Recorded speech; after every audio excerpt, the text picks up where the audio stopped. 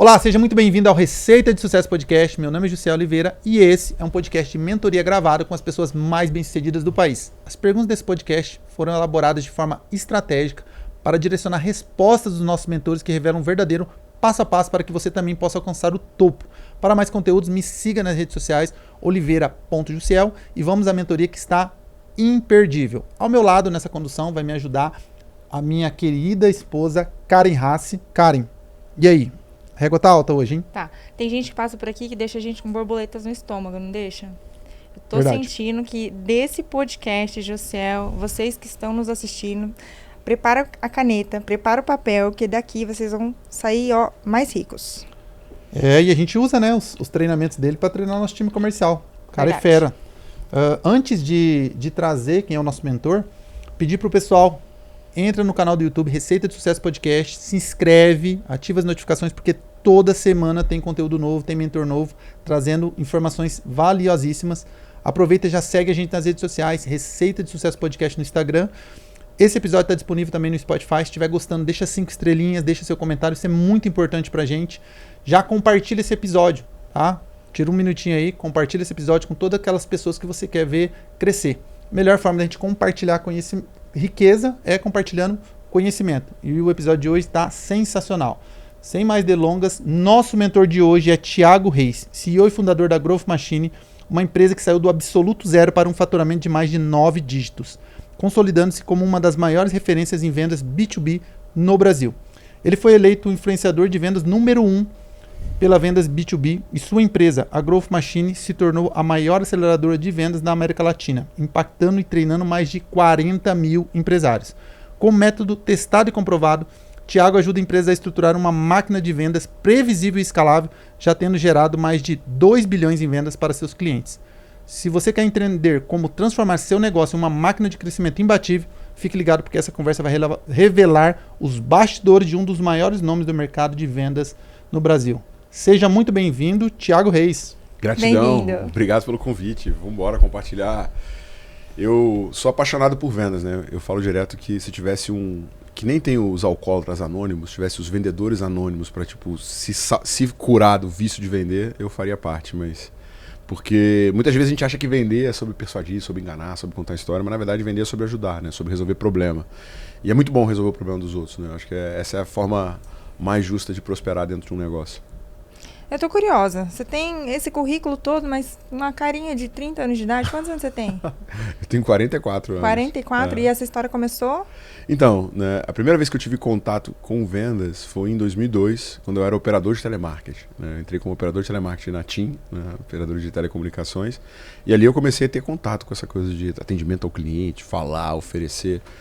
Mas eu comecei a entrar no mundo, né, de construção de processo comercial e estrutura de vendas em 2010. Né? Então tem mais ou menos 15 anos que eu estou nessa ponta ali, estruturando operações comerciais e ajudando outros negócios a escalar. E a Growth, né, a minha empresa, a gente começou como negócio, eu comecei como, né, consultor solo, isolado em 2018 e como empresa em 2019, onde eu comecei a construir time, né, e investir de verdade na construção desse posicionamento que a gente tem hoje. Olha o tamanho dessa empresa em tão pouco tempo, Juscel. É. Vamos aprender muito, Muito. tenho certeza. E algumas pessoas te criticam, dizendo que a sua abordagem comercial é muito agressiva. Como que você responde a isso? Se a gente for refletir, né, de todo mundo que você fala para vender, pensa aí, qual que é uma boa taxa de conversão? Qual que é a taxa de conversão que vocês olham assim nos franqueados, nos colaboradores de vocês, que vocês consideram boa? De oportunidade gerada para venda feita. Pelo menos, no mínimo, 25%. Pois é, se a gente fala de 25%, significa que 75% não compra. É isso. A média de mercado, o benchmark, é 20%. Tá? Se você chegar a 20%, você está acima da maior parte das empresas. Só 4% das empresas conseguem chegar em 20% de taxa de conversão. Caraca. A maioria tem inferior a 10%. Se a gente colocar o funil inteiro, dá 2%, 3%. Se eu for para o e-commerce, dá 1%. Então, se a gente considerar 20%, a média do mês ali é 21, 22 dias úteis. Se eu multiplicar 80% por 22 dias úteis, significa que um vendedor passa 16,5 dias falando com pessoas que não vão comprar. A pessoa fala, vender é matar um leão por dia. Eu discordo. Vender é desviar das antas, irmão. Porque leão são poucos. A maior parte é anta. A maior parte das oportunidades de venda são perda de tempo. E quando o vendedor quer ser um vendedor bonzinho, que agrada o cliente, que não faz perguntas difíceis, que não tem compromisso, que não implica, ele vai acabar distribuindo a energia dele em diferentes potenciais clientes, e aqueles clientes que de fato tinham potencial de compra são perdidos no meio desse bolo, né, de achar uma agulha no palheiro. Então, a melhor maneira de você vender é, primeiro, no caso de vocês, né, vocês estão oferecendo uma opção de investimento, estão oferecendo uma oportunidade que pode mudar a vida. Se ele entender o mecanismo, né, é uma forma de se alavancar com o próprio dinheiro. Só que a maior parte das pessoas, vocês concordam que se eu entender exatamente como funciona, é óbvio que eu vou comprar. Quem é que não quer multiplicar patrimônio? Quem não quer alavancar? As pessoas que não compram não são porque elas não gostam de você ou porque elas optaram por um concorrente. Não, é porque elas simplesmente não entenderam. Os potenciais clientes que podem comprar de você, eles estão presos numa ilusão. No caso da Growth, a gente ajuda a empresa a montar máquina de venda. Você acha que alguém fala assim, não, eu vou montar um negócio para não vender. Eu vou montar um negócio para ganhar pouco. Eu vou montar um negócio para trabalhar muito e não ver dinheiro no final. Pagar todo mundo e no final ficar assim. Não, ninguém quer isso. Todo mundo quer vender mais. Só que se a gente pegar as estatísticas da Endeavor, somente 1% das empresas cresce mais do que 20% ao ano durante 3 anos consecutivos. Se a gente considerar que a Selic está em 15%, né, você imagina, você tem um negócio que multiplica a sua riqueza em 20% anualmente. Você concorda que a cada 10 empresas, 7 fecham antes de completar 5 anos? Não é melhor eu pegar meu dinheiro e botar na renda fixa? Não é melhor eu pegar um consórcio do que empreender? Então, assim, se você começar um negócio que não cresça pelo menos 20%, você está jogando dinheiro fora. Porque como é que está a taxa de inflação? Quanto que o dinheiro está desvalorizando ao longo do tempo?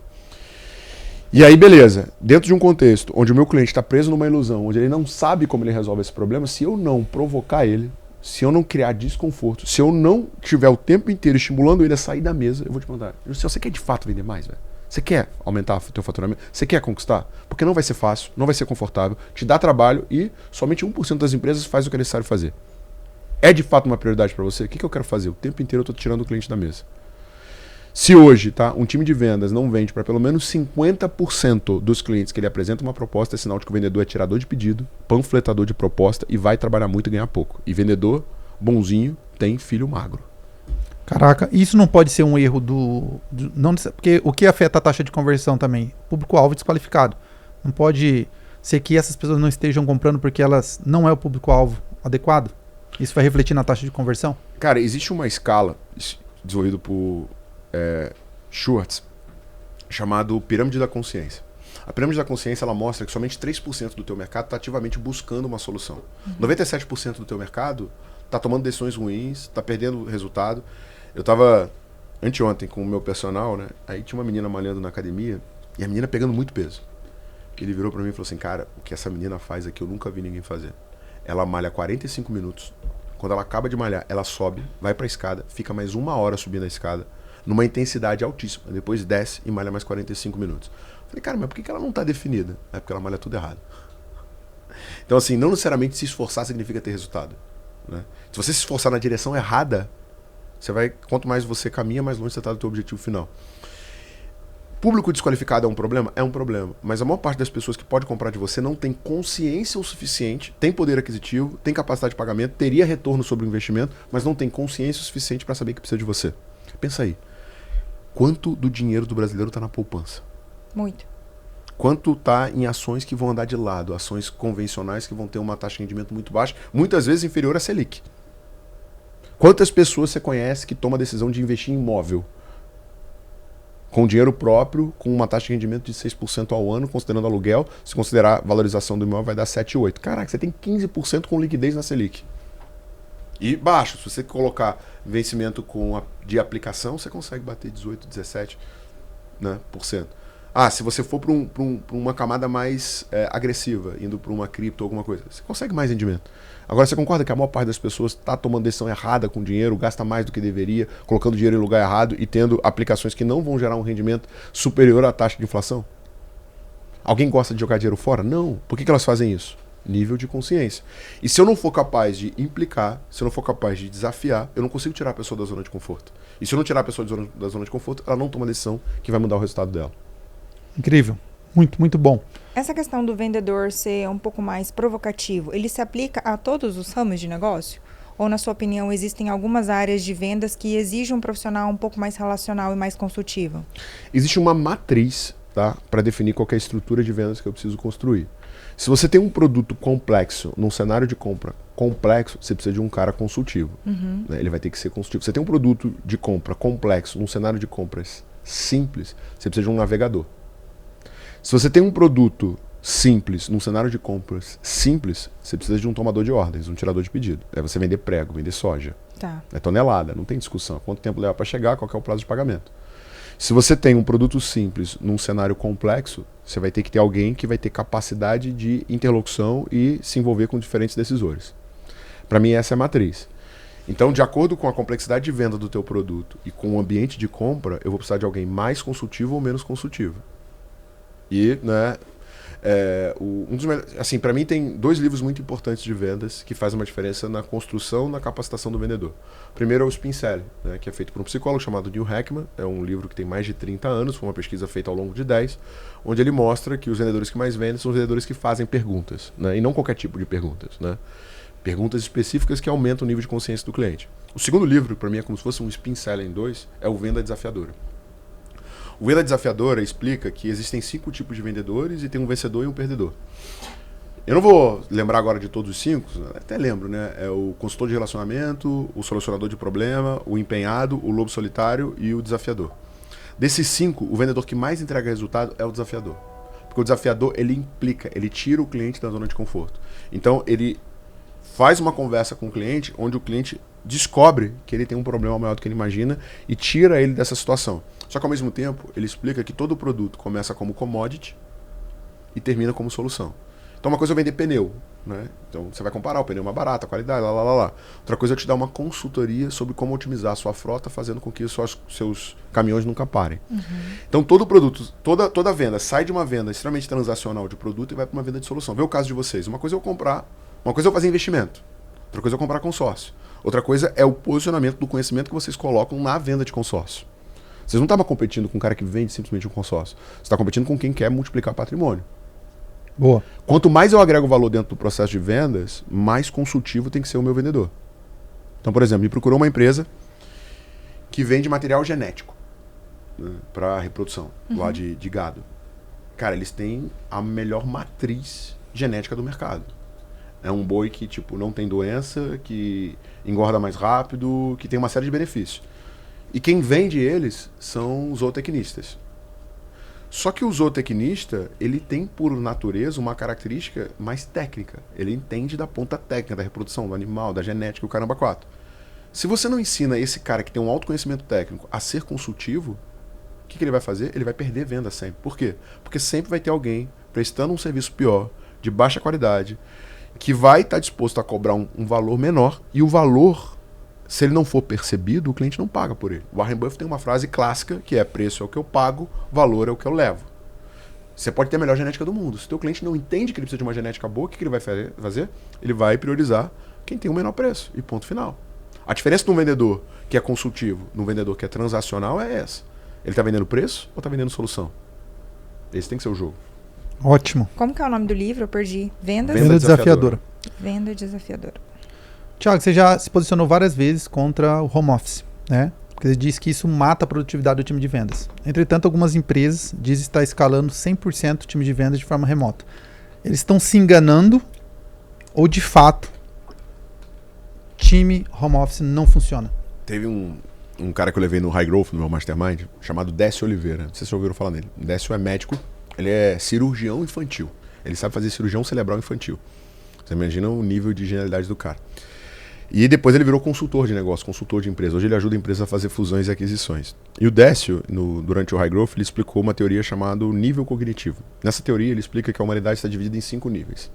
Os 2 primeiros, nível 1 é saber fazer, né? São pessoas que trabalham operacionalmente, né? A pessoa que tem um trabalho braçal, manual. Ela tem uma capacidade de análise e reflexão muito baixa. Elas basicamente conseguem executar uma tarefa. Na verdade, tem gente que é 0, que é baixo, nem tarefa consegue executar. Nível acima, tem pessoas com capacidade de análise. São pessoas que vão ser analistas, que vão ter uma atividade intelectual, mas eles não são capazes de conceber processo. Nível 3, pessoas que são capazes de criar processo. Nível 4, pessoas que são capazes de sincronizar processo. E nível 5, pessoas que conseguem compreender ecossistema. Só para você ter uma noção, o Steve Jobs, aos 12 anos de idade, manipulou os pais para mudar de emprego, porque ele percebeu que a escola que ele estava não ia levar ele para onde ele gostaria de chegar. Então, no meio da escola, lá na 3ª série, 4ª série, ele viu que o professor ensinava, ele já sabia tudo. Ele fez o pai ser contratado por uma outra fábrica para poder ir para uma escola de uma outra região que tinha uma capacidade de ensino maior. 12 anos de idade. Né? Ele é adotado, né? Os pais deles não são os pais biológicos. Então, o Steve Jobs, ele está no nível 5. Somente 0,1% da humanidade chega nesse nível. 80% da humanidade está nos 2 primeiros níveis. O que significa que a capacidade de tomada de decisão da maior parte das pessoas é baixa. Eu não me considero... O Décio defende que eu sou um 4. Eu não... Sei lá. Eu acredito nele, ele nunca me analisou profundamente, mas eu não acredito que eu sou muito inteligente. E toda vez que eu preciso tomar uma decisão, eu sempre analiso pessoas que têm mais resultado do que eu. Acho que é uma forma da gente se manter humilde e conseguir tomar boas decisões. Amazon, Microsoft, Apple, Google, Facebook falaram: acabou o home office. A partir de agora, nós somos presenciais. Você concorda que a capacidade de gestão que esses caras têm é superior? Eles estão contratando os melhores talentos das melhores universidades do mundo, as pessoas com maior capacidade cognitiva, e se alguém conseguiria fazer isso remotamente, seriam eles. Né? Se esses caras admitem que eles não conseguem fazer, quem sou eu para fazer isso? Agora, para mim tem um outro problema. Home office é bom? Home office é ótimo. Para a qualidade de vida, para quem quiser fazer academia, levar o pet para passear. Né? Para quem quer ter resultado, é um pouco mais desafiador. O ser humano, ele é absurdamente social. A gente precisa da interação, a gente precisa da troca. Quanto mais você se fecha, menos energia você tem. Esse processo ele é fundamental para fazer uma manutenção na sua psique. E pessoas que ficam muito isoladas, elas têm uma propensão de ter depressão e problemas mentais 5 vezes mais alto do que quem não está. Tá aí a pandemia, né? Tá aí a pandemia. Então, eu tenho 2 problemas no home office. Primeiro, o modelo de gestão e a complexidade da transferência de informação. O maior desafio do teu time tem um desafio motivacional, mas tem um desafio do conhecimento. Quando você está remoto, a capacidade de troca de conhecimento é muito menor. A capacidade de colaboração, interação. Tem Slack, tem Zoom, tem ferramentas virtuais que vão fazer isso, mas é mais difícil. Então assim, cara, eu posso jogar futebol, né, no Maracanã, no Rio de Janeiro, ou em La Paz. Qual dos dois você prefere jogar? No Maraca. Pois é. Né, é o nível do mar que eu estou acostumado a respirar. Se eu for para La Paz, eu vou ter uma desvantagem. Então, cara, se já é difícil, para que eu vou aumentar a complexidade? Por que eu vou diminuir a curva de aprendizado? Para que eu vou deixar mais longo o processo de colaboração e identificação com a companhia? E o segundo desafio, para mim, aí é um desafio mais polêmico, que é, quando você coloca uma vaca remota, você naturalmente vai atrair pessoas que estão mais focadas na qualidade de vida do que no crescimento profissional e na evolução. Se você entrar num transporte público hoje, quantas pessoas você vai ver lendo um livro, quantas pessoas você vai pegar no joguinho no celular, no feed infinito, se distraindo na pegadinha do TikTok? Vocês concordam que a minoria vai estar lendo? Sim. Né? Tem um americano chamado Alex Hormozi, que ele fala que as pessoas são pobres por 2 motivos. Primeiro, alavancagem operacional. Se você trabalha no McDonald's, você vai ganhar ali de 6 a 12 reais a hora. Você pode trabalhar 24 horas por dia, que você não vai conseguir alavancar o seu patrimônio e a sua capacidade de gerar riqueza. Você precisa mudar o valor da tua hora, não importa o quanto você se esforce. E o segundo é distração. A maior parte das pessoas que não têm a vida que gostaria de ter estão distraídas. Por quê? Porque é muito ruim você ganhar pouco. É muito ruim você comer carne de terceira. É muito ruim você não poder tirar férias. É muito ruim você não escolher o carro que você tem, escolher a casa que você mora, ou não proporcionar para os seus filhos a qualidade de vida que você gostaria de ter. E como elas vivem numa situação de muita frustração, elas buscam se distrair. Então, quando você vai atrair pessoas, tem pessoas que vão buscar crescer, tem pessoas que vão buscar se tornar mais confortáveis. Para mim, esse segundo tipo de pessoas é o que destrói a tua empresa. Porque a pessoa que está satisfeita, que não tem ambição, que não corre atrás, que está mais preocupada com a qualidade de vida do que onde ela consegue chegar, dificilmente ela vai te ajudar a construir um negócio grande. Então, para mim, o desafio do home office é: você precisa ser melhor no que você faz e você precisa atrair as pessoas certas. Nesse caso, você tem as 2 coisas contra você. Faz sentido? Faz total. E eu já vou colocar... Gente, eu vou anotar aqui, que eu já vou colocar isso no meu processo de recrutamento e seleção, gente. Sensacional isso que você disse. Fim da polêmica. Não é uma questão de opinião. Thiago Reis trouxe dados que comprovam que o home office não funciona. Não, assim, eu até falaria, funciona, mas é mais difícil. E você tem que ser muito melhor. Muito melhor no que você faz. Cara, estudos mostram... Quantos funcionários você tem hoje? Nossa, são quase 40, né? Entre prestadores de serviço e CLT, sim. Eu vou te responder. Tá errado. Você tem menos 28%. Estatisticamente é comprovado que 28% dos seus colaboradores estão desmotivados e desengajados. Isso de todo mundo, tá? Do Google, da Microsoft, 28%. Como é que você identifica esses caras com eles estando remoto? É muito mais difícil. Cara, no escritório é facinho. Entrei ontem numa reunião de vendas, o vendedor entrou 15 minutos atrasado. Quem você acha que está mais empenhado em entregar resultado? O cara que chegou na hora ou o cara que chegou atrasado? O cara que chegou na hora. Dá 18 horas. Empresário, anota isso. É impossível alguém sair da empresa às 18 horas. Só tem uma forma da pessoa sair da empresa às 18 horas. Parando de trabalhar às 5h30. Se o cara parou de trabalhar às 5h30, ele consegue ficar aqui olhando pro relógio, olhando os segundos, 18 horas. Agora eu vou embora. Agora, o cara que tá ali no flow, trabalhando, fazendo venda, fazendo reunião, criando proposta, o caramba 4, ele nem vê que dá 18 horas. Não tô dizendo que o cara não pode ir embora às 18h15, às 18h20, ou que pontualmente ele tem um compromisso que ele precisa sair às 18. Mas agora, se você caminha na tua empresa às 18 horas e não tem ninguém, esses 28% estão errados, tá? Deve ser 40%, 60%, talvez 80% das pessoas. A mesma régua que você mede o time comercial é a mesma régua que você mede o teu time administrativo? Para mim, só existem duas funções dentro da empresa, tá? Não existe time administrativo. O nosso mantra é: somos todos vendedores. Só existem duas funções dentro do negócio: vendas e suporte a vendas. Como é que eu sei que áreas que eu sou? Você vende? Não. Se você não vende, você é suporte a vendas. Teu trabalho é fazer de tudo para o time de vendas vender o máximo possível. Esse é o jogo. Ah, e você atende o cliente e fecha contrato? Então você é vendas. Só existem essas duas funções dentro da empresa.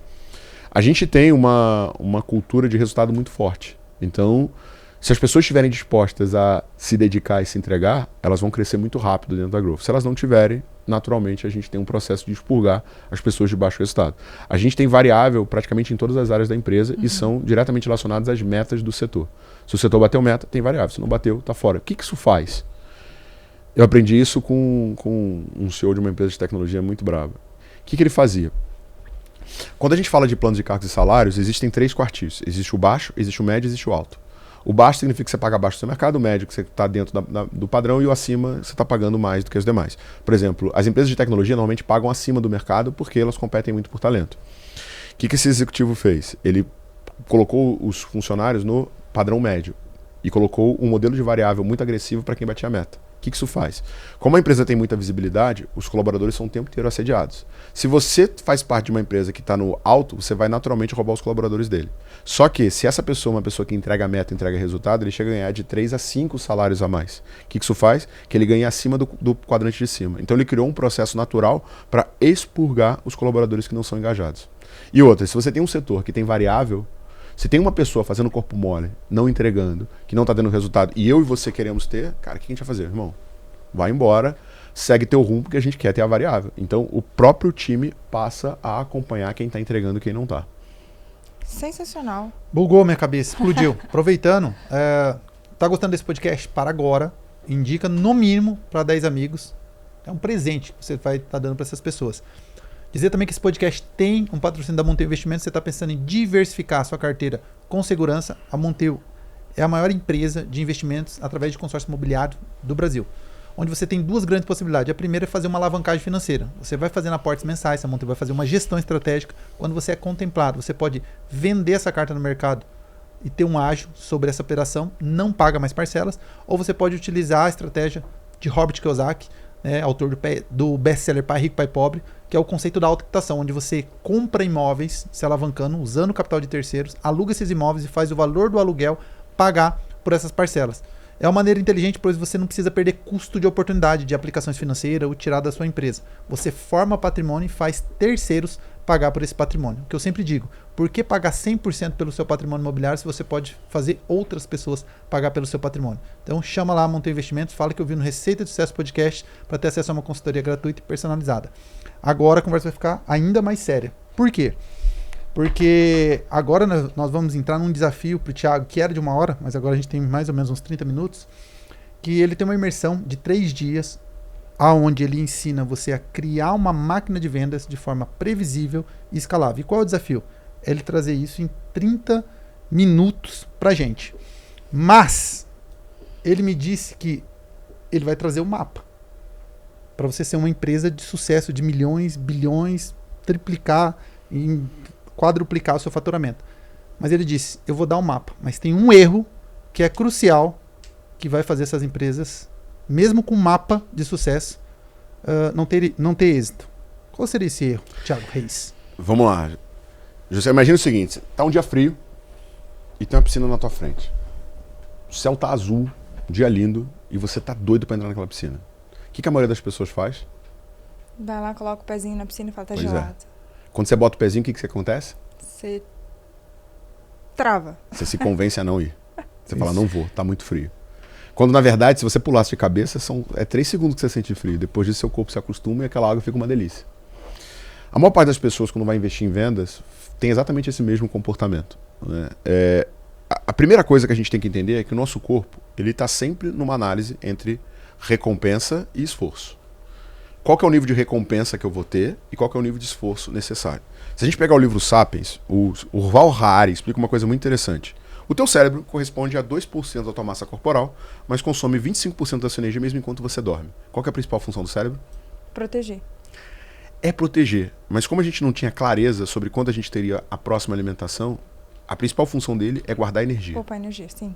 Poupar energia. Então, muita gente vive no piloto automático, né? O Napoleon Hill tem lá no Mais Esperto que o Diabo, que o diabo fala, cara, eu trabalho para botar as pessoas no fluxo hipnótico, né? Que é o quê? Um dia depois do outro, como se nada fosse mudar e se acostumando com a vida em vez de buscar uma vida melhor. A maior parte dos empresários, dos empreendedores, está nessa, de se satisfazer. A pessoa, em vez de se treinar, a ampliar sua ambição, a executar mais, a perseguir mais resultado, ela começa a se acomodar. Ah, vou botar meu filho num colégio mais barato. Vou dirigir um carrinho mais barato. Vou procurar alguma coisa mais econômica. Vou tirar férias, né, na praia, que vai ser mais baratinho, em vez de querer realizar os seus sonhos ou conquistar os seus sonhos. Então, o primeiro desafio é ambição e execução. Então, vamos lá. Ir para academia.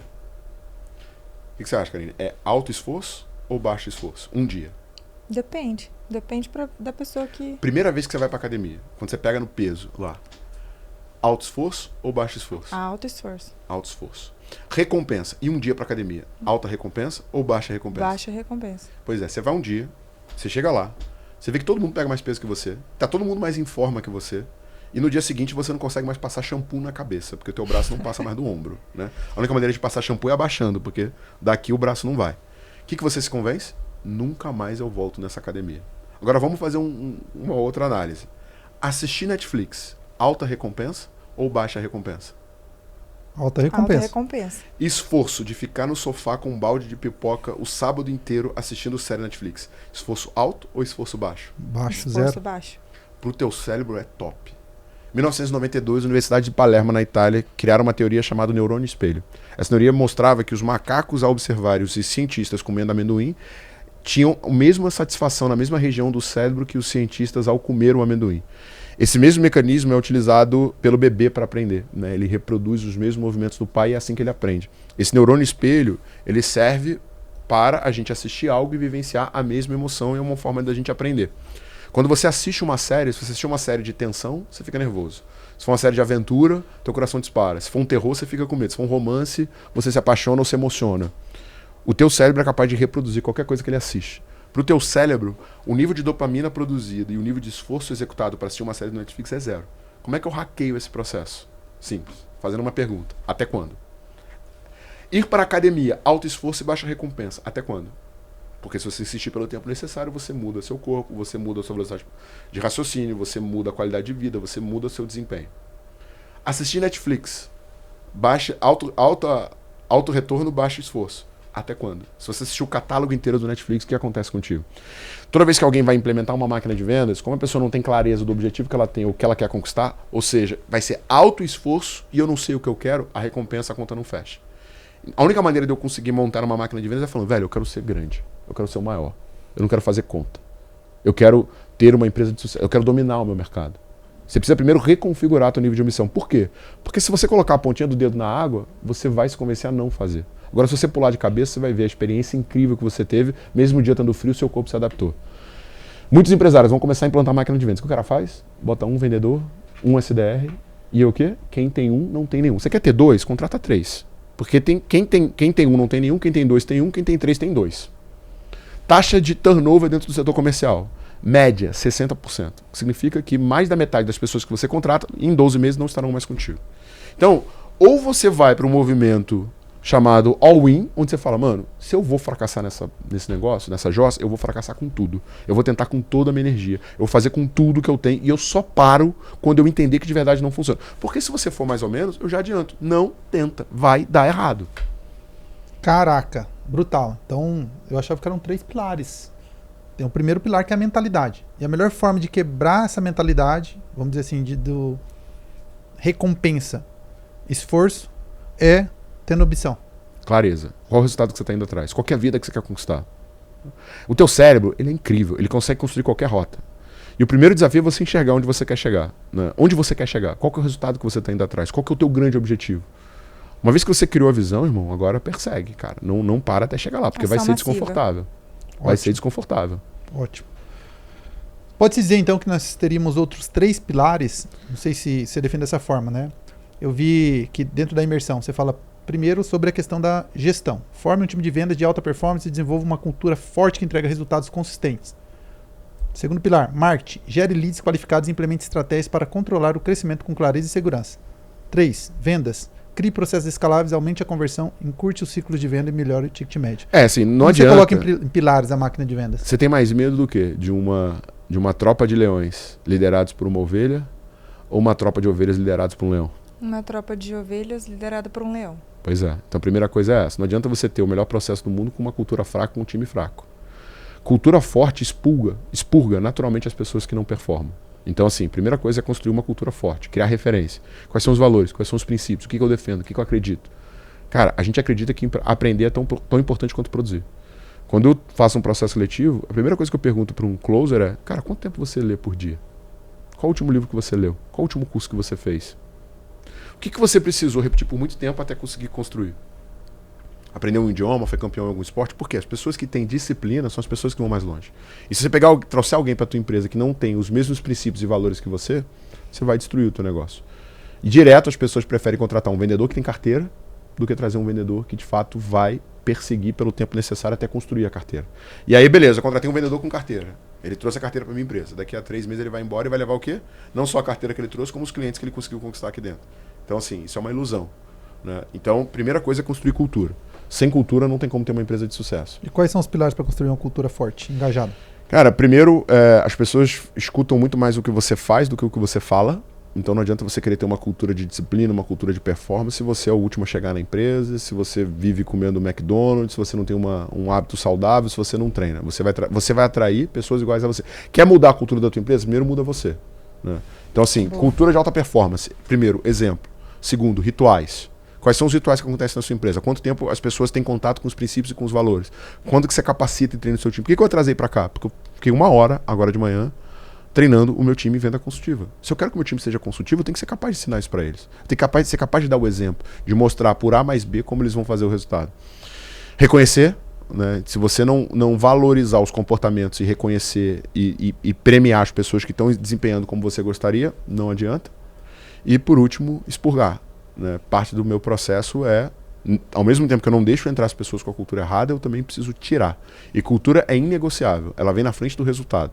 Ah, o vendedor vende muito, bate meta, é um cara sensacional, mas mente pro cliente, engana, faz coisas erradas, fala mal das pessoas, fala mal da empresa. Você não vai manter esse cara na tua empresa, esse cara vai destruir o teu negócio. E tem muita gente ouvindo a gente agora que tem um vendedor salafrário, pilantra, mas que por entregar resultado, o empresário está tolerando.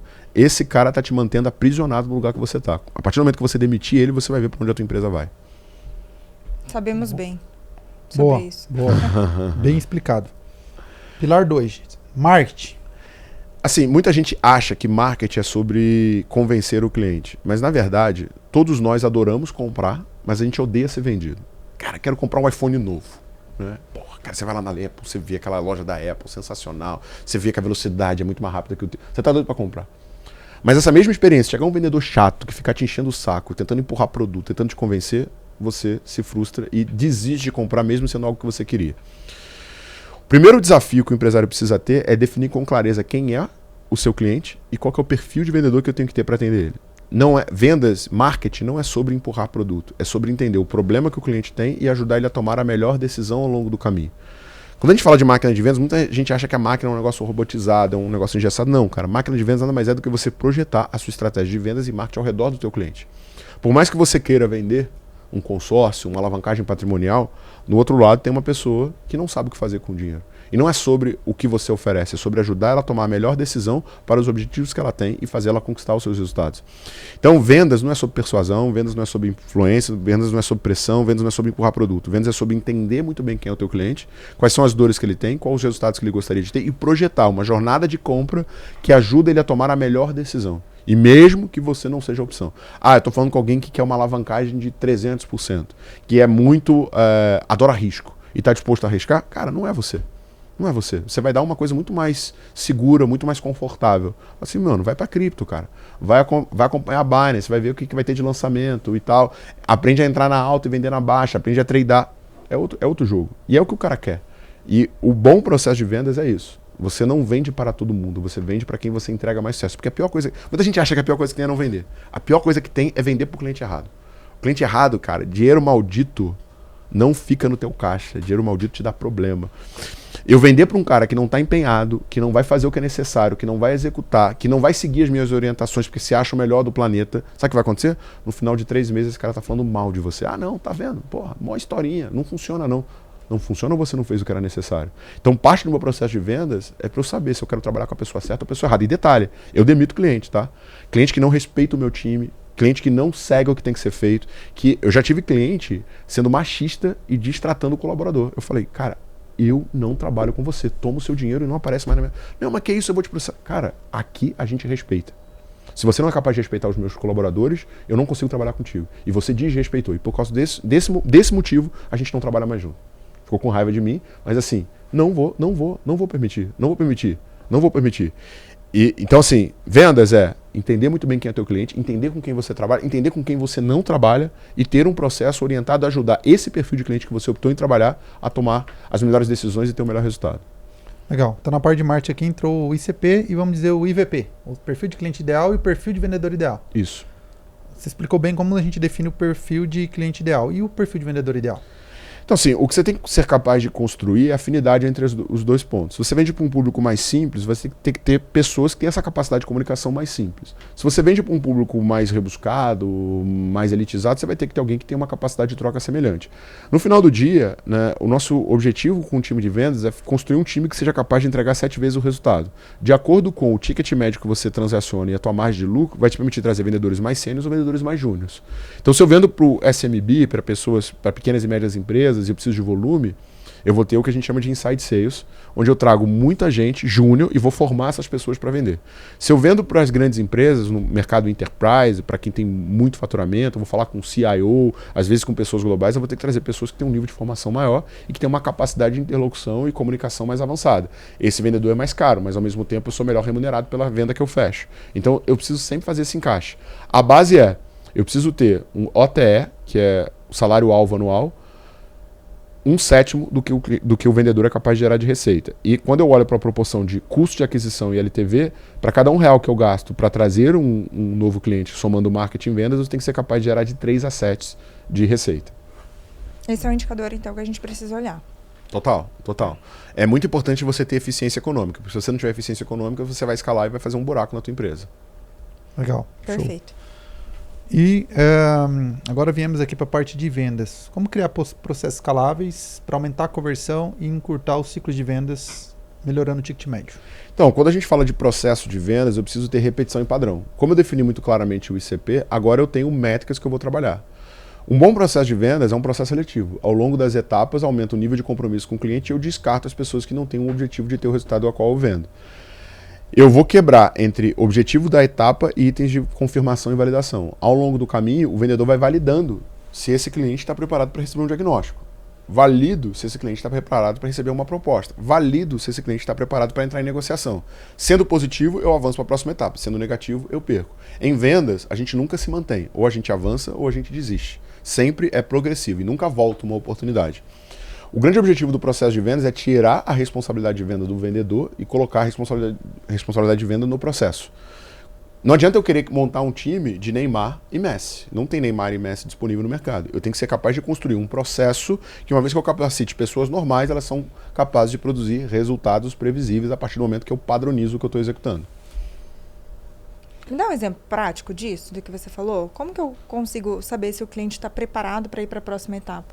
Então, ao longo do caminho, na primeira etapa, que normalmente é uma etapa de conexão e abertura, meu objetivo é saber se estou falando com a pessoa certa. Essa pessoa toma decisão, ela tem capacidade de investimento e ela tem um objetivo ao qual se refere com o que eu vendo. Perfeito. Na segunda etapa, eu vou descer no diagnóstico, onde eu vou descer um pouco mais nas expectativas com o objetivo de aumentar o nível de consciência dele. Legal. Aqui eu vou medir objetivos, qual que é o plano, quais são os desafios, qual que é o orçamento e como ele pretende chegar no resultado. Uma vez que eu vejo que o que ele está buscando é o que eu consigo entregar e que ele está compromissado em perseguir esse resultado, eu vou avançar ele para a etapa de solução. Perfeito. Durante a etapa de solução, meu objetivo vai ser apresentar como eu resolvo o desafio que ele me descreveu na etapa anterior. Aqui eu vou fechar, antes de entrar em valores, se a solução que eu estou trazendo para ele resolve o problema que ele busca. Se ele falar que resolve, eu posso avançar para valores. Se ele falar que não resolve, eu vou ter que descartar ele aqui. Ah, não, eu não queria isso, eu queria uma outra coisa. Beleza, muito obrigado, eu faço isso, então a gente não tem sentido avançar. Não, é o que eu quero. Beleza, você consegue tomar uma decisão agora? Não. Quando você consegue? Até sexta. Beleza, posso avançar para negociação. Se ele falar, não, vou pensar, vou conversar, vou ver, vou consultar meu horóscopo, vai ser perdido porque ele não tem prioridade. Então, eu estou sempre fazendo uma confirmação. Primeira etapa, perfil. Segunda etapa, nível de prioridade do problema. Terceira etapa, se a solução atende. Quarta etapa, fechamento e negociação. Entendi. Consegui fazer, na minha cabeça, o processo do SDR. Na verdade, o SDR, ele faz uma primeira qualificação aqui e o Closer faz uma segunda qualificação para ver se as informações confirmadas estão todas perfeitas. Normalmente, a etapa de conexão é uma etapa que você tem um avanço maior. Mas, às vezes, você vai pegar atrito ou falta de informação. Qual que é as perguntas indispensáveis para o SDR? Vamos trazer no contexto, então, aqui da Monteu, por exemplo. Usando Monteu como, né, que você também treinou o time de vendas dentro desse segmento. Qual seria, na sua visão, as perguntas fundamentais para dar esse lead como qualificado ou não qualificado? Porque há uma discussão também com o Martin sobre isso. Ah, todos os leads falou que pode pagar é qualificado. Então, o SDR, ele vai qualificar mais perfil e um pouquinho de nada de consciência. Então, dentro do teu perfil de cliente ideal, tem os cortes de receita, classe social, escolaridade e tal. Ele vai confirmar se essas informações são presentes. O trabalho do SDR é binário, é qualificado ou desqualificado. Ah, quanto que você ganha por mês? Quanto você está buscando construir de patrimônio? Qual que é o prazo que você espera construir esse patrimônio? Beleza, deu flag positivo nas informações de qualificação, avança. Deu flag negativo, descarta. O SDR só não pode entrar na implicação, que é a consequência negativa pelas decisões ruins que ele pode vir a tomar. Por quê? Porque se ele entrar na implicação, ele vai começar a fazer o trabalho do closer. E aí vai ter uma redundância entre os dois e para o cliente vai ficar desgastante. Entendi. Existe um tempo limite que um SDR tem que fazer de qualificação ou não? Depende. Existe um negócio chamado fluxo de cadência, né? A cadência é o número de tentativas que ele faz ao longo do tempo para conseguir se conectar com o potencial cliente. O SDR tem que seguir essa cadência. Se no final da cadência a oportunidade não for conectada ou não conseguir ser qualificada, ele vai descartar essa oportunidade. Agora, quando a gente fala de uma abordagem, né, o processo do contato do SDR tem que durar no máximo 15 minutos. É que nem uma visita na tua casa, né? Pô, você gosta de receber visita? Eu gosto, mas depois do terceiro dia é tipo peixe, né? Não fica, o cheiro já não está mais tão agradável. Então, você já começa a sentir, putz, meu espaço está invadindo. Então, o SDR não pode passar de 15 minutos. Passou de 15 minutos, ele está sendo prolixo e a pessoa vai começar a se sentir incomodada, mesmo sendo uma oportunidade qualificada, ele vai criar um atrito para a próxima etapa. E o tempo de reunião do closer? Máximo quanto tempo? Depende do tipo de negócio e da complexidade do produto que você vende. Mas para negócios de baixa complexidade, de 30 a 40 minutos, média complexidade de 1 hora e meia, aí produtos complexos, já vi processo de venda de durar, meses, porque tem um nível de descida técnica que precisa ser feito para garantir que a solução entregue seja a ideal. Legal. Bom, a gente fez a pergunta aqui, a provocação de como criar uma máquina de vendas previsível e escalável, né? Só me corrija se eu estiver errado. Para mim aqui nós falamos de 4 pilares fundamentais. O primeiro é a mentalidade, e isso está ligado a você ter clareza onde você quer chegar e aumentar o seu nível de ambição. 2, gestão, né? Que a gente falou sobre cultura, como construir uma cultura forte, de alta performance, engajada. 3, a gente falou sobre marketing, né? Definir ali o ICP, quem é o seu cliente ideal e quem é o seu IVP, o perfil de vendedor ideal, baseado na solução que você entrega, muda também o perfil. E falamos por último aqui de vendas, né? Sobre criar processos para que você consiga ter clareza ali, indicadores para você medir a eficiência do seu negócio. Ficou faltando alguma coisa nessa receita de sucesso? Então, assim, antes, a gente não, muita gente me procura por causa de ferramenta, por causa de plugin, por causa de hack, né? Eu tenho, cara, assim, 1 zilhão de ferramentas, desde ferramentas para você descobrir o celular de qualquer pessoa, até software de automatização e inteligência artificial dentro desse processo. Hoje, todas as nossas reuniões são transcritas e gravadas por uma inteligência artificial que interpreta e classifica o nível de qualidade da condução da reunião do close e nos dá a propensão de compra com uma taxa de acerto de quase 94%. No passado eu falava que a tecnologia é commodity e tal, mas assim, com a velocidade com que a inteligência artificial está ganhando eficiência, Cara, vai ser um negócio complexo, assim. A gente vai ver muita empresa quebrar, na minha opinião, nos próximos 4 anos. Vai ser um abismo. Nesse momento, a gente acabou de desenvolver uma inteligência artificial que faz prospecção e qualificação de leads. A gente está na etapa final de virada para a linha de produção, para a operação. E ela te liga, cara, exatamente igual um ser humano, qualifica, faz perguntas, tira objeção, agenda reunião, bloqueia a tua agenda, bloqueia a agenda do closer e manda ainda por WhatsApp e SMS os dados de confirmação e te faz follow-up no dia, lembrando que essa reunião existe. A gente consegue fazer isso num custo muito baixo, assim, 1/10 do que custa um ser humano. Só que ela fala com 3 pessoas simultaneamente e trabalha 24 horas por dia. E detalhe, não tem férias, não tem 13º e talvez o melhor de tudo, não te processa. Eu ia falar isso. Tá pronto isso daí? Tá pronto. E é bem assustador. Assim, inclusive pode fazer a ligação, a minha vai fazer com a minha voz. Caraca, que brutal. Então assim, você imagina, com essa, para fazer o mesmo trabalho que ela faz, eu preciso de 16 pessoas. Com uma única IA, ela faz o mesmo trabalho de 16 pessoas. Melhor, ela vai fazer conexão com 0,05 segundos. Significa que você acabou de se cadastrar, seu telefone toca. Hoje, 40% dos leads gerados por marketing são completamente perdidos por conta do tempo de resposta e conexão. Tem, cara, no meu funil, se eu considerar custo, entre 400 a 600 mil reais jogado fora. Se eu considerar receita, entre 2 a 5 milhões. Essa é a diferença entre usar IA e não usar. E outra coisa, como a gente treina os nossos vendedores com inteligência artificial e corrige vício de linguagem, comportamento, não rapport, usando IA, um vendedor meu leva 15 dias para ficar pronto para estar on meta, né? Ou seja, tipo com a meta cheia. A gente levava 60 dias para fazer isso. Então você pensa, quem compete comigo que leva 60, eu levando 15. Olha o nível de desvantagem. Então vai ser um negócio absurdo. E detalhe, os meus processos no passado eram feitos por pessoas. Hoje a gente tem IA para fazer tudo que a gente executa. Então aquilo que eu gastava 15 mil reais para fazer, hoje eu gasto 400 reais. Esse é o nível de eficiência e competição. Então vai ser complexo. Então aí outra chave, que é outro pilar, né? Olhar para como implementar a IA dentro dos seus processos comerciais. Então, a IA, cara, ela é tecnologia. Se você não tem processo, se você não tem CP, se você não tem história... Por que eu consigo fazer isso muito rápido? Porque eu tenho 8.000 ligações transcritas, interpretadas e analisadas. Eu tenho todas as objeções. Sem esse dado aqui, eu não conseguiria construir essa IA. Então, para quem hoje não tem CRM, para quem hoje o time usa o CRM como ferramenta de imputar pedido, para quem não tem histórico de compra, para quem não faz tracking do comportamento do cliente, você vai ter muita dificuldade. Vai ter muita dificuldade. E detalhe, com essa informação, o que eu vou passar a ter? Em tempo real, os leads que estão qualificados e que não estão.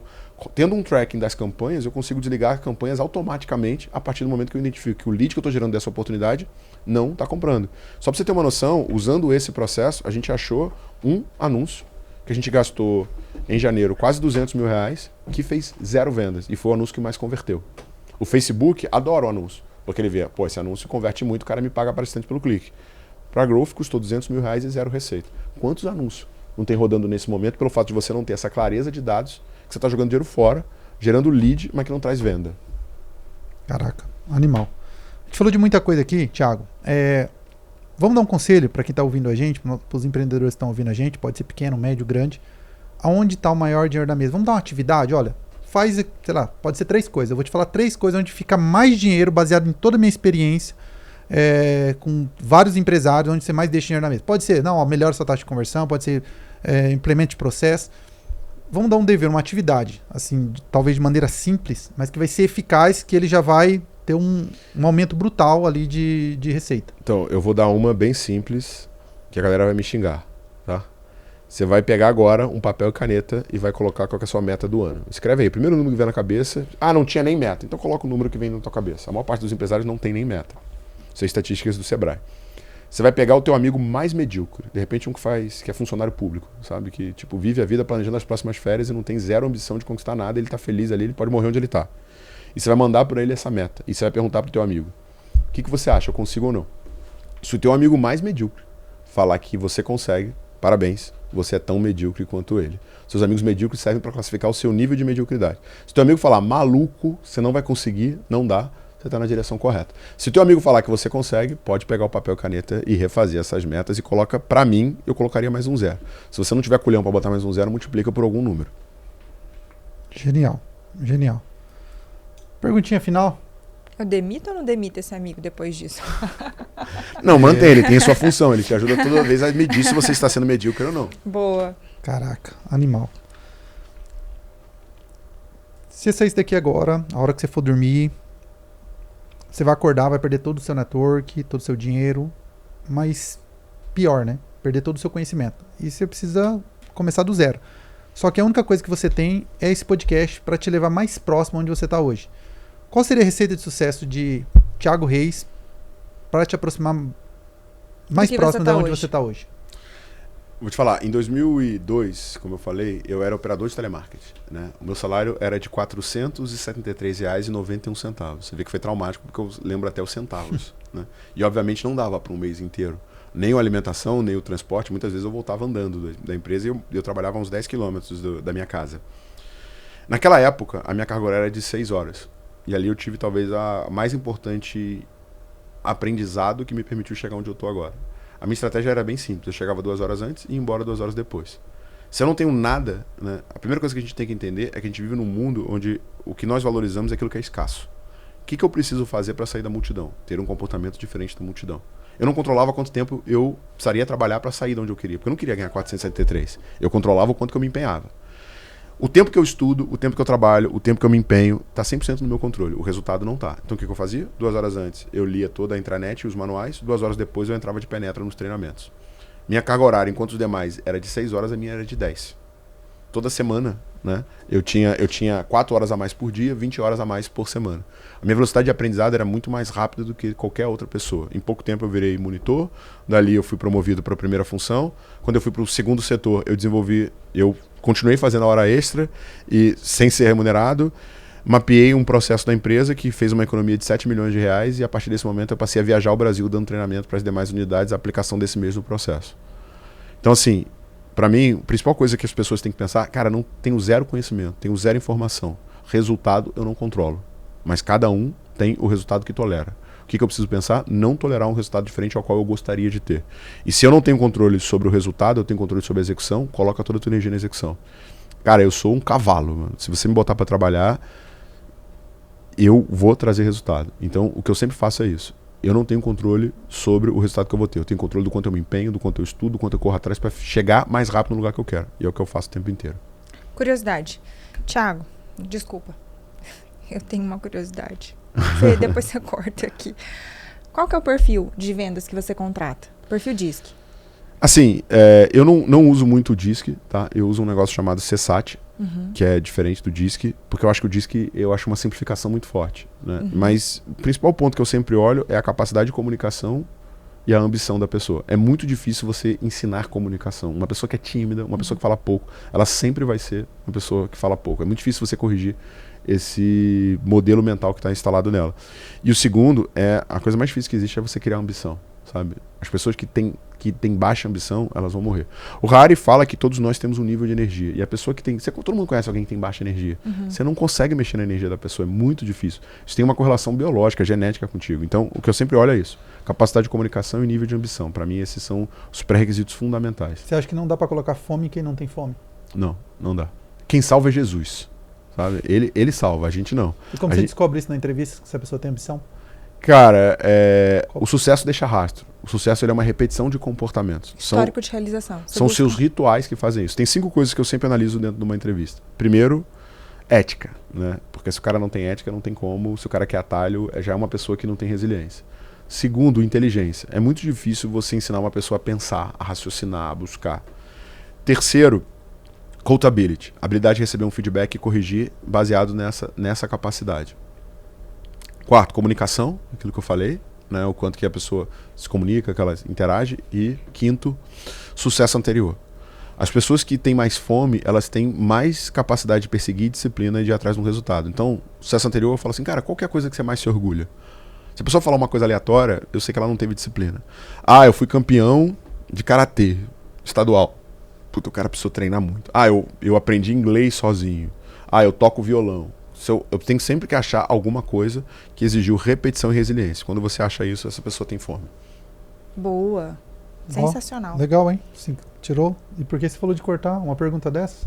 Ouro, entregou ouro aqui. É porque eu cortei ele no meio do raciocínio, que ele vai... A única coisa que ele vai deixar é esse áudio. E me surgiu essa dúvida, eu falei, não posso deixar passar. Assim, gente, isso aqui é uma mentoria gravada, eu tô aqui pra perguntar tanto quanto vocês. E ética você descobre fazendo Então, ligações. ética, como é que funciona a ética? A ética é bem difícil, mas tem uma estratégia. Quem me ensinou essa foi um americano chamado Mark Roberge, que foi o CRO da HubSpot. Se você perguntava se é ético, todo mundo falava, sou, ninguém fala que não é, né? Eu pergunto assim, o problema é que a galera que for passar meu processo seletivo assistir esse podcast vai dar ruim, mas beleza. Numa classificação do mais importante para o menos importante, o que você valoriza mais? Capacidade de venda, capacidade de argumentação, fazer as coisas corretas. Você pode chamar de fazer as coisas corretas, ou falar a verdade, ou ser ético. Eu quero que você classifique do mais importante para o menos importante. Se o cara botar a ética abaixo de 3, fudeu, entendeu? Tem que estar no 1 ou no 2. Ah, legal. Então, Boa. o cara já não vai preparado pra Boa. isso? Porque pra mim a cabeça é tão Muita gente lógico. cai. Muita gente cai. Muita gente Porra. cai. E inteligência, como é que você mede o nível de inteligência da pessoa? Cara, velocidade de raciocínio lógico. Você faz perguntas e vê o quanto que ele processa e eu fico mudando de tema para ver o quanto que ele consegue intercalar. Boa. Boa. E como é que você sabe se ele tem a coachability? Então, a melhor maneira de você medir a coachability é dar um feedback duro em relação a alguma coisa que ele precisa executar e pedir para ele corrigir na próxima interação. Normalmente quem faz isso é meu time, eu não faço isso. Mas me vende agora esse consórcio. Aí você deixa o cara vender, no final você dá, faltou você ter um pouco mais de rapport e faltou você fazer mais perguntas de problema. Toma esse artigo aqui, dá uma lida, amanhã a gente vai repetir esse processo. Isso na entrevista. Então E sempre você- em 2 etapas. E você vê o quanto que ele evolui de uma etapa para outra. Entendi. Tá. E comunicação, como você avalia a comunicação? A velocidade de fala, o quanto que a pessoa fala com desenvoltura, o quanto que ele articula bem as palavras, isso mostra, né? E sucesso anterior na entrevista mesmo, fazendo perguntas. Eu pergunto assim, qual foi a conquista que você mais se orgulha? O que você fez na tua história, onde você passou, na tua vida pessoal, que você mais se orgulha de ter conquistado? Karen, ainda bem que você fez essa pergunta. Fundamental isso, hein? Quando a gente acha que ele já tinha entregado o ouro, Não, aí ele eu queria ficar aqui entregou ainda mais mais. uma hora. Será que dá pra gente... Dá pra você voltar? tem Claro. certo tipo de mentores que passam por aqui, real, que eles têm uma cadeira cativa. A gente fala assim que 3 pés de música no Até Receita de dança, Sucesso né? A gente Podcast. até dança, né? A gente até dança. E o Thiago Reis tem certeza que vai ser esse cara que vai ter uma cadeira cativa aqui, porque teria muitos assuntos que a gente poderia entrar. Mas eu tô muito feliz com a mentoria de hoje, porque eu acho que a gente de fato conseguiu trazer uma provocação e extrair o objetivo que era você criar de fato uma máquina de vendas previsível, escalável. E a gente viu que ele não entregou só técnica, né? Ele também entregou algumas questões de mudança de mentalidade para que você consiga chegar no resultado. Thiago, onde as pessoas podem te encontrar? Thiago Reis, com TH tudo junto, né? Instagram, tem, conteúdo diário lá, meus stories, então eu compartilho muita coisa da minha operação e da minha vida. LinkedIn, né, é um lugar onde eu publico todo santo dia, e normalmente é quase que um diário meu, onde eu relato o que a gente está fazendo. Cara, YouTube, a gente tem uma frequência também de publicação relevante, né, colocando técnicas, colocando ferramentas, colocando tudo aquilo que é necessário. E agora, para quem quer ir para o próximo nível, né, tem a imersão Growth Machine, onde em 3 dias você sai com a máquina de vendas montada e com um plano de 90 dias para implementar. A gente não quer uma imersão motivacional, uma imersão onde a pessoa sai muito empolgada, mas com pouca atividade prática para aplicar e executar. A gente é uma imersão mão na massa, onde você monta todos esses processos que a gente acabou de discutir. O ideal é fazer o empresário junto com o CMO ali ou não? Então, normalmente vai o dono da empresa com as lideranças de vendas e marketing. Tá. Né? Acho que esse alinhamento ele é bem importante, porque a gente vai desde a discussão ali do funil de vendas até o fluxo final de fechamento. Boa. Maravilha. Thiago, sem palavra para agradecer, sua participação incrível. Só gratidão. Cara, obrigada. A gente sabe o quanto é cara a sua hora. Obrigada demais por Não, tua obrigado entrega pelo aqui. convite, parabéns pelo trabalho, conta comigo, vamos embora. Boa. Obrigada. Gente, gostou do episódio? Já sabe, encaminha aí para pelo menos 10 pessoas. Vamos fazer viralizar esse episódio. Isso daqui foi ouro. Ouro que o Thiago entregou pra gente. Então, se você gosta daquele amigo empreendedor, empresário que está querendo crescer, está batendo ali já no teto, não consegue mais escalar, né? Tivemos uma mentoria, né? O que eu falei é uma mentoria gravada, porque quantas pessoas conseguem ter acesso a uma mentoria exclusiva com o Thiago Reis? Você é essa pessoa. Então, você tem o dever, né, a missão de compartilhar isso com outras pessoas. Então, compartilha aí com o maior número de pessoas possível.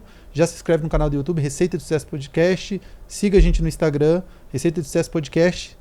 Siga também Jussiel Oliveira nas redes sociais. No meu Instagram, oliveira.jussiel. E manda lá quem que você quer ver sentado nessa cadeira aqui, ó. Manda lá pra mim no @KarenHasse. Valeu, gente. Então, nos vemos no próximo episódio, que vai estar incríveis. Vão estar incríveis os próximos episódios. Essa temporada tá pegando fogo. Valeu, gente. Tchau. Tchau. Bora.